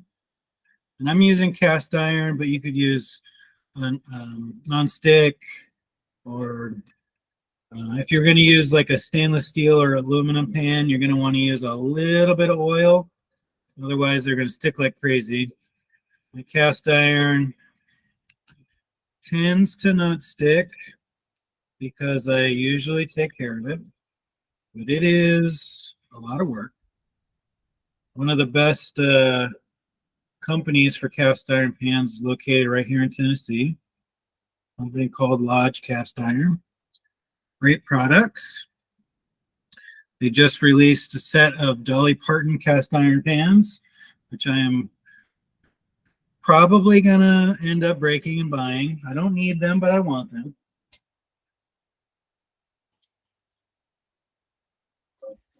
Okay. So I'm looking just to toast these a little bit. You see the little brown bits that get on here.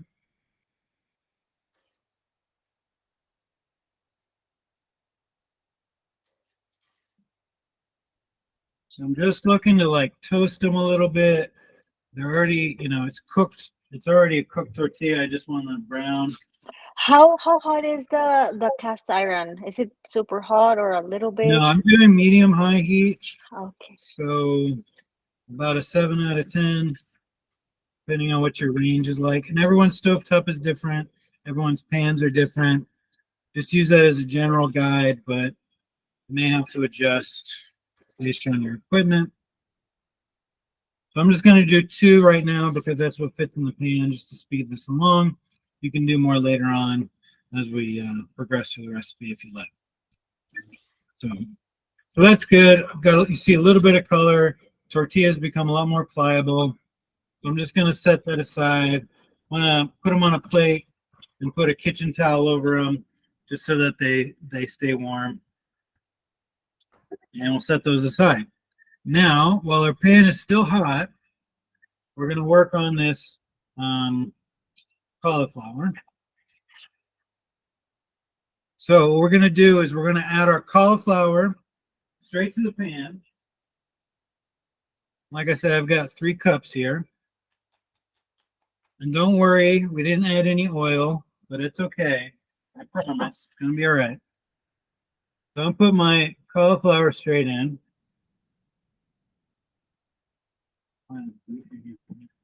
Horrendously. All right. And then what I'm going to do is I'm going to make this kind of a little well in the center.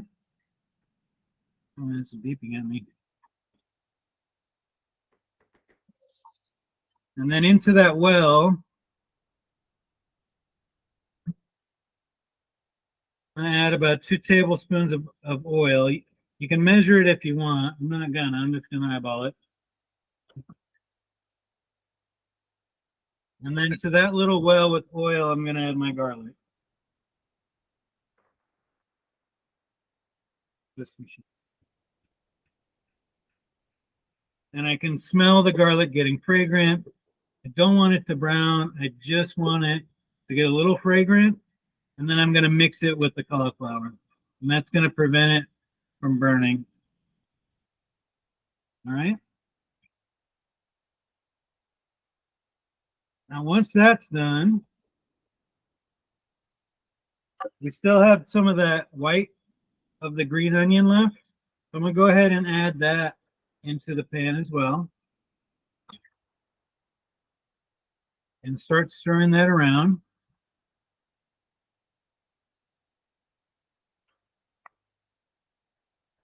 Okay. And again, I'm on a medium to medium high heat.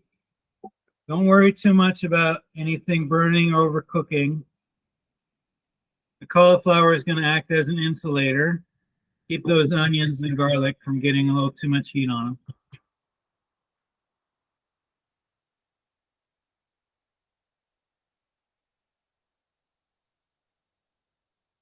All right, once we're at this point, we're going to add our seasoning. And I'm not sure in what form you got seasoning. I got taco seasoning in a little packet. Let me see your Sydney. Beautiful. So we're looking for about 2 tablespoons of this mix.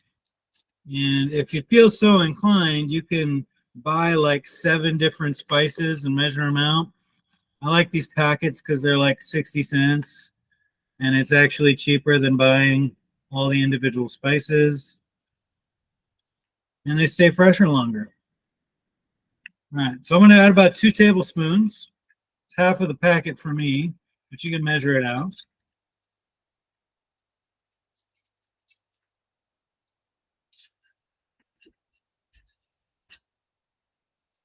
And once the spices are in, you're going to stir a little bit just to start to get the spice incorporated into the mix. And once that's just kind of mixed a little, we're going to add a little bit of water. And we're going to add about half a cup of water.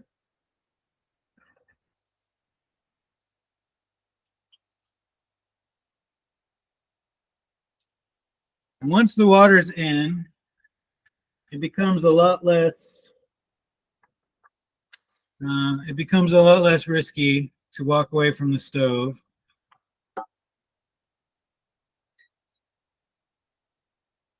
So that's going to cool the pan down a little bit. It's going to provide some moisture to spread the spice mixture throughout the cauliflower.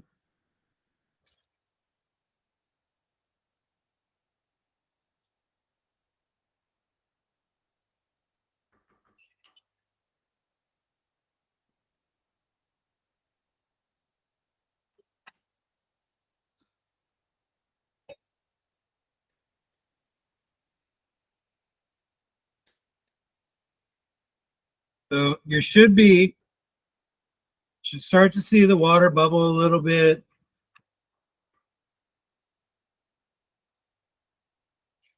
You should get a fragrant smell from the spices and the garlic. And it's pretty forgiving. So we're just going to cook this. And the idea is to let most of the water evaporate, which is going to both steam the cauliflower to soften it, but also help it cook. And once the water starts to evaporate, you may start to see the cauliflower take on a little color. What we want to do is cook this just for a few minutes until you really start to see a change in texture. You'll feel it get softer, and it'll start to take on some color. So I can see most of the water has evaporated from mine. I'm going to reduce the heat down to like a medium low. We'll say like a 3 out of 10 on my stove. Results may vary. And I just want to spread the mixture kind of evenly in the pan so it can all cook. Nobody gets left out. And just kind of let that do its thing for a few minutes.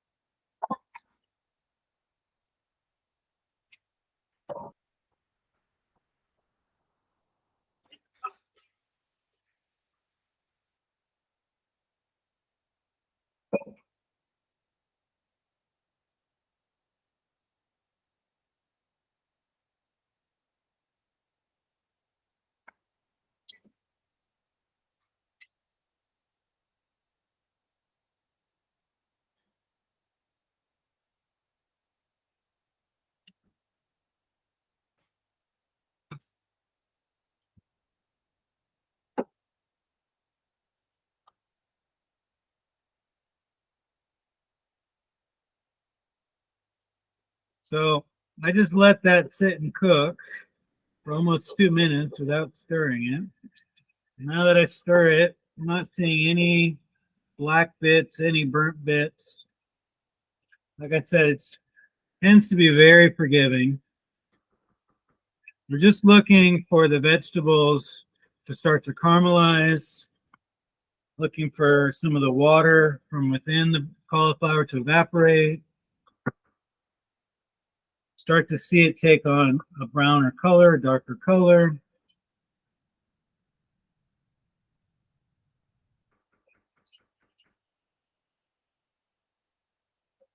And should probably fill your kitchen with delicious aromas.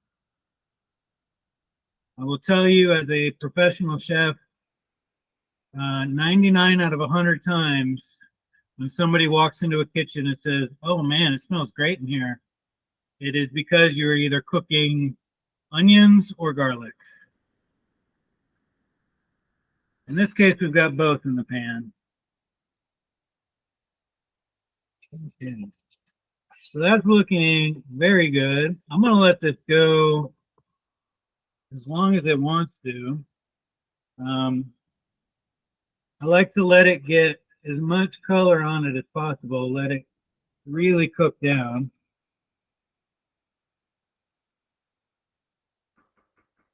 Try not to like stir it too much. The cooking process breaks it down as it is. The more you stir it, the more it's going to break it down further. And we don't want it to turn into puree. We want it to retain some texture.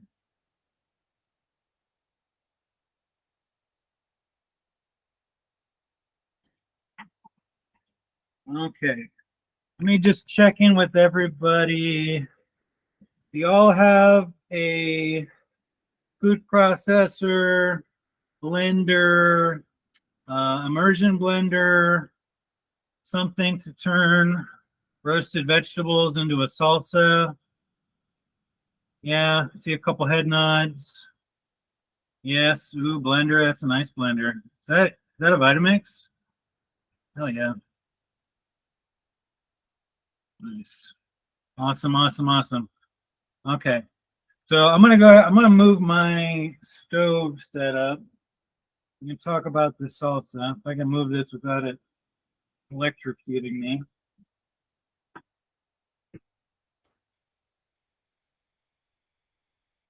All right, that works. I'm still here. Okay. So I've just got this little food processor. All of my veggies have cooled down. So I'm going to turn my cauliflower down to low. I want it to stay hot and maybe sizzle just a little bit. It can keep cooking. I just don't want it really cooking. Let me get a check. Let me show it one more time.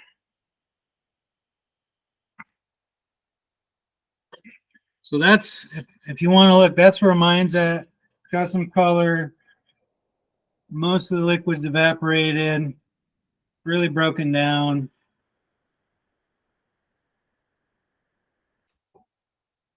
In fact, if you want to taste it, now's a good time to do that.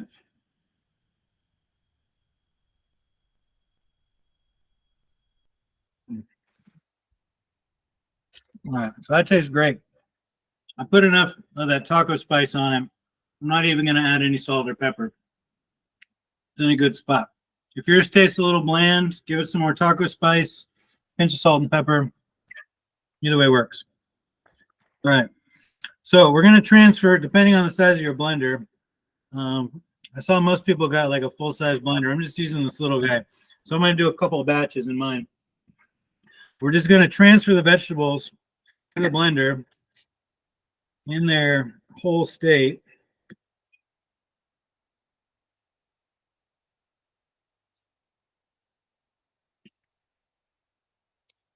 One, two.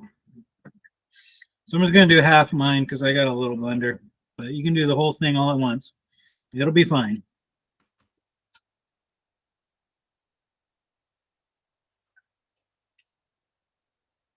Okay. So to this, I'm going to add just like a touch of water. I used to never like to add water to cooked salsas because it just dilutes it. But after watching like a million like Mexican old ladies make salsa where they all put water into their salsa, like who am I to question the way that it's done? So I do it their way. If you haven't gone down like the Mexican grandma on the Ranchero YouTube, I highly recommend it. It's a great time. I don't understand anything they're saying, but the food looks amazing. All right. So I put a little bit of water. If you remember, we seasoned the vegetables, so I'm not going to put any seasoning in here yet. I'm just going to blitz it as is, and then we'll adjust the seasoning afterwards. So tomatoes, garlic, jalapeno, onions, and I'm going to blend this.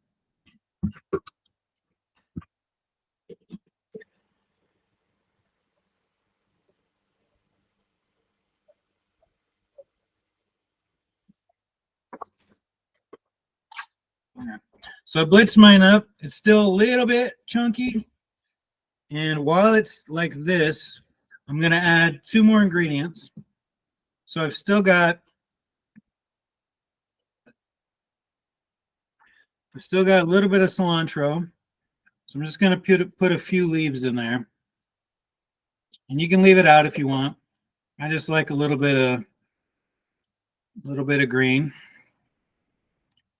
And then I've still got half of a lime that I didn't use. So I'm going to squeeze. I'm not going to squeeze the whole thing, just like there's a few drops just to give us some acidity and brighten it up. So call it half a squeeze of lime. And then I'm going to blend it some more.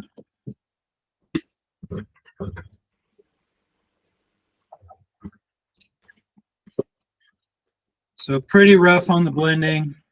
It's not a completely smooth puree. Still a little bit chunky. Reflects my personality. All right. So now I'm going to taste it before adjusting the seasoning. It's completely flat. The cilantro and lime comes through, but it's very flat. So I'm going to get a good pinch of salt, a little bit of pepper. Oh, very spicy though. Holy shit. I picked some good jalapenos. Oh my God.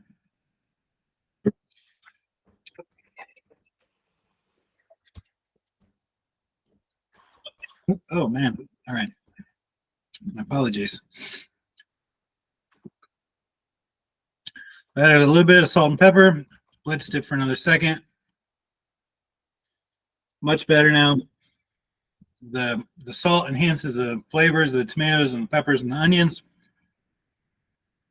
I'm going to put a little bit more lime juice just to brighten it up even further. And I'm not even going to put it back on the machine. I'm just going to mix it by hand to get the lime juice incorporated.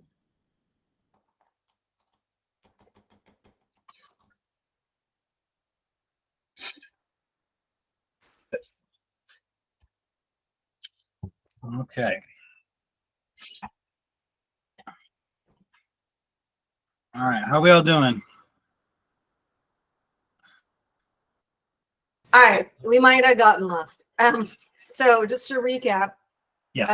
after we blended everything together, and then So you're going to blend all the vegetables that we roasted. Once they're blitzed and chopped really well, you're going to add a little bit of lime juice and some cilantro. Okay. And then blend them a little bit more. Okay. I'm gonna add we'll wait to add the lime juice. And if you haven't already, you can kill the power on your cauliflower. Should be plenty cooked by now. So a little bit of lime juice and cilantro, blend it a little more. Then you want to taste it and adjust the seasoning When I say just seasoning, I mean a little more salt, a little more pepper, a little more lime juice. It's really hard to teach from across the internet.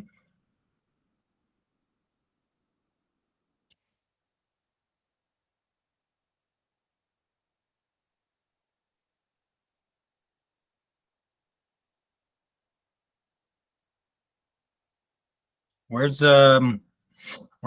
the tech innovators with sending flavors across the internet?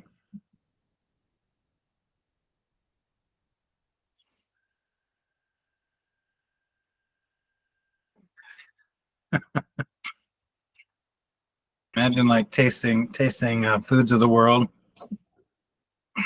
from the comfort of your home.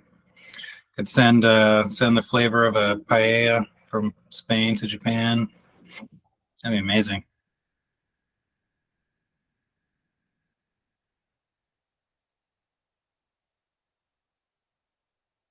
I'm sure somebody's working on it, and the rollout will be a disaster, and then we'll never hear about it again.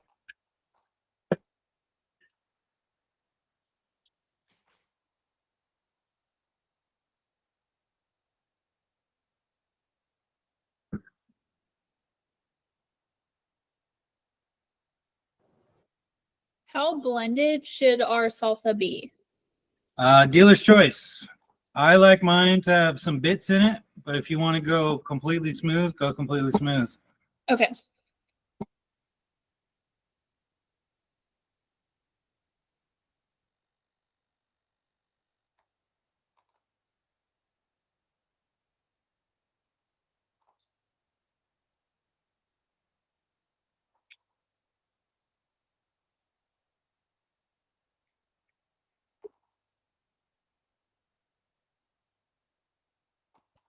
Chunky.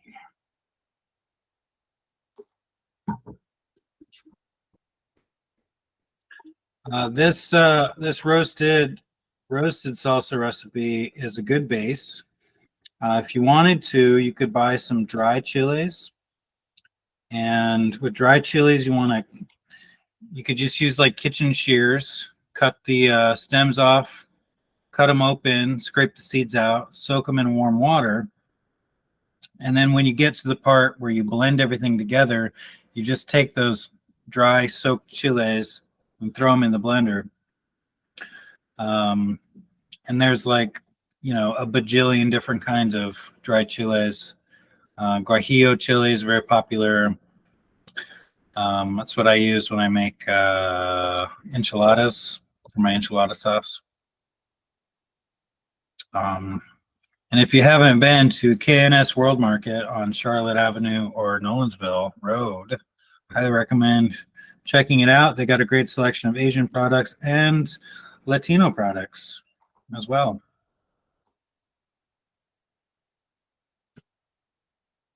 You can get dry chiles for your guajillo salsa and get some steamed dumplings or bao buns.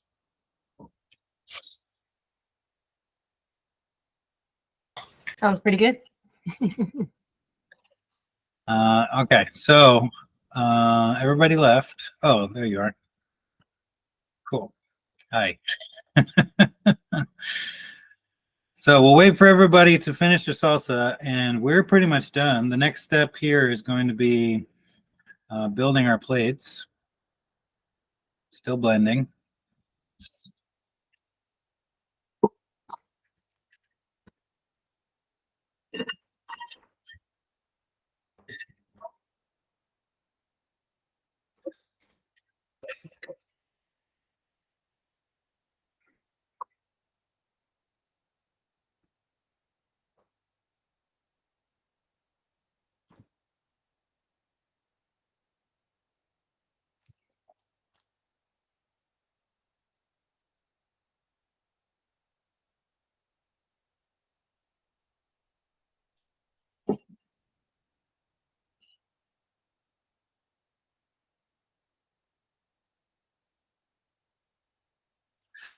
With this cauliflower taco meat, quote unquote, if you wanted to add some diced onions, sweat some onions down before adding the cauliflower, be a great addition. You do some bell peppers, would be a great addition. If you wanted to add additional vegetables, be okay. I like this recipe because it's fairly simple. Throw it on the stove, forget about it for a while, and come back and it's done. Once it's cooked, if you made it in a big batch, it freezes really well. We did it a bunch at Nashville Kids Cook because it's very child friendly because everybody loves tacos. With the kids, it was always flour tortillas though. Okay, looks like everybody's done. We're ready to make these.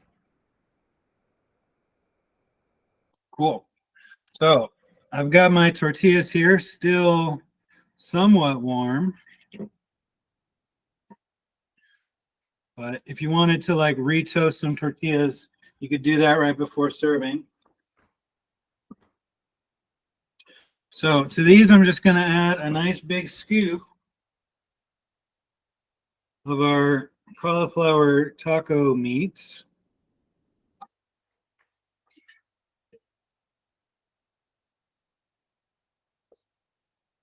Right in the middle. And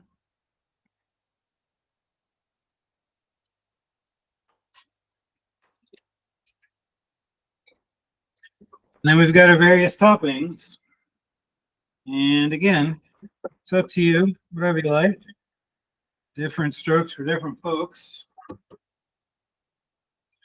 So I'm a big fan. I'm a big fan of putting the guac on first because I don't like some people will put it on top of all the vegetables and then it just wants to fall right off. I'm not into that. So I'm putting a little bit of guac, put a little bit of tomato, sticks to the guac. Then I'm going to put my lettuce and onions. Just like that.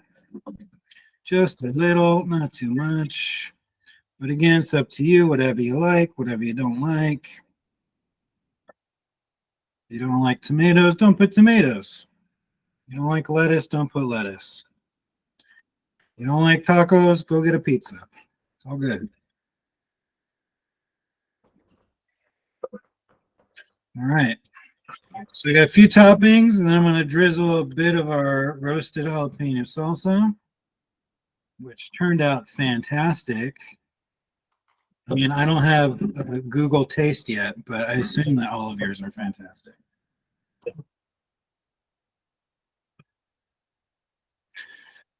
And since I'm a fancy chef, I'm going to put some garnish on the side so I can take photographs of it and get like maybe 6 likes on Instagram.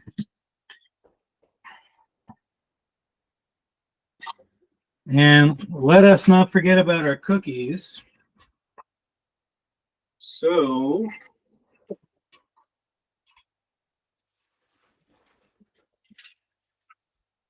it's a totally optional step. But if you like to dust your cookies with powdered sugar, it's a great little addition that really elevates how fancy you are.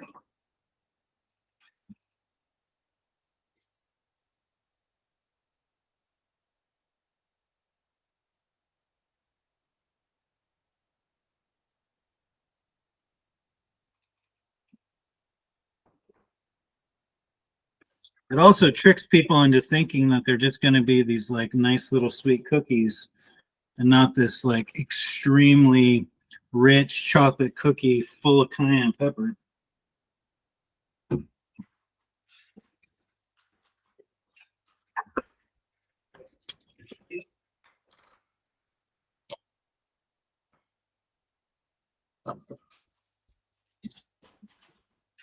Oh my. Well, that looks pretty good to me.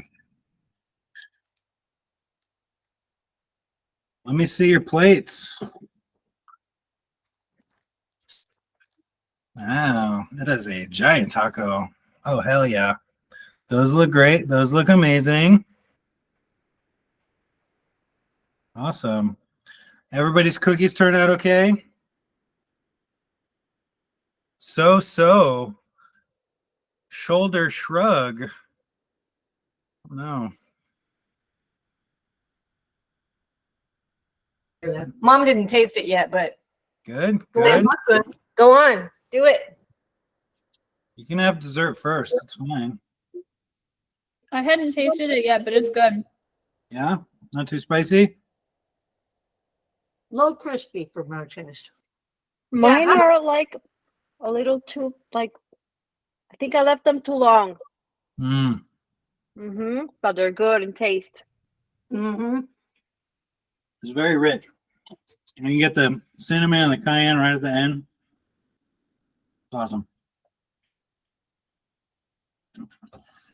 All right. Well, that's it. Well, thank you. Cauliflower tacos with fresh guacamole and roasted jalapeno salsa.